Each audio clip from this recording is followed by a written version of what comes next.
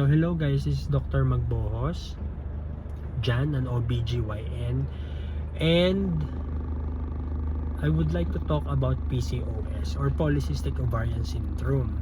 Meron tayong tatlong problem sa Polycystic Ovarian Syndrome. Number 1 is infertility, hindi ka nabubuntis.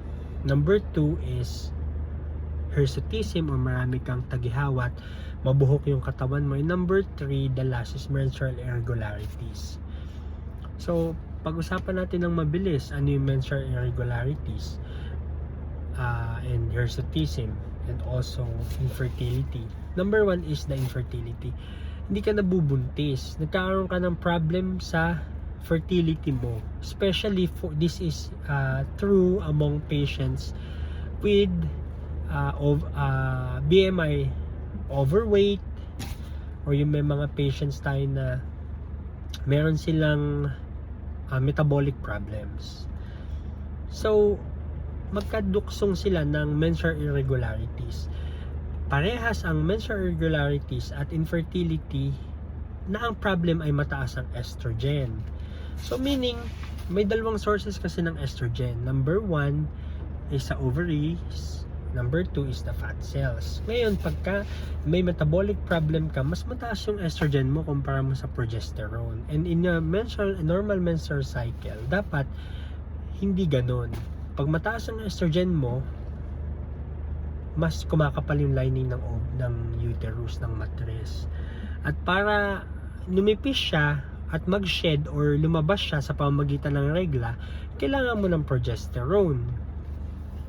Ngayon, ang mangyayari, pag hindi ka nagkaroon ng balance sa hormones mo between estrogen and progesterone, nagkaroon ka ng makapal na lining ng uterus or matres. In the long run, bukod sa hindi ka nabubuntis, the most dangerous thing that can happen to you is an endometrial hyperplasia.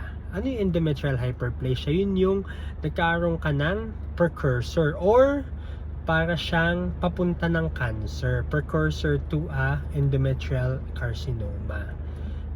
And then, yun yung problem. Kaya nagbibigay tayo ng combined oral contraceptive pills para sa may menstrual irregularities. Kasi para magdire-diretso yung regla. And the third one is hirsutism. Mas tumataas kasi yung androgens ng isang may PCOS kumpara sa isang normal na walang PCOS. So, nagkaroon ka ng acne, nagkaroon ka ng mataas yung madami kang balahibo sa katawan. And then, may isa pa na isang symptoms which is significant indication that you are developing an insulin resistance.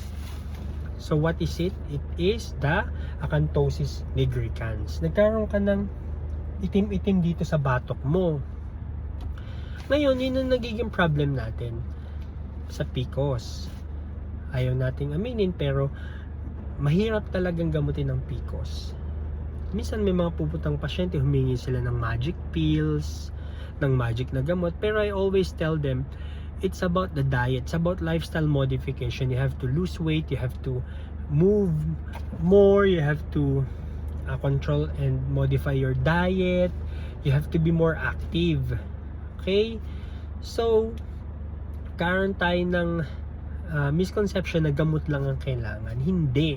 Actually, if I will give you my opinion, it should be 90%, 80 to 90% lifestyle modification and only 10% synthetic or medication intervention yung makakatulong sa iyo sa PCOS. So, kung overweight ka, meron ka metabolic disease or metabolic problem, tapos marami kang buhok sa katawan, natagihawat ka, or may menstrual irregularities ka, di ka nabubuntis, probably you have PCOS. And if you have PCOS, it's not only those things na endometrial cancer ang mangyayari sa iyo. The other diseases that may happen to you are, first, diabetes mellitus type 2, insulin resistance, hypertension, stroke, cardiac diseases such as cardiomyopathy or a heart attack or myocardial infarction. Yun yung mga pwede mangyari sa'yo. So, on my next video, we will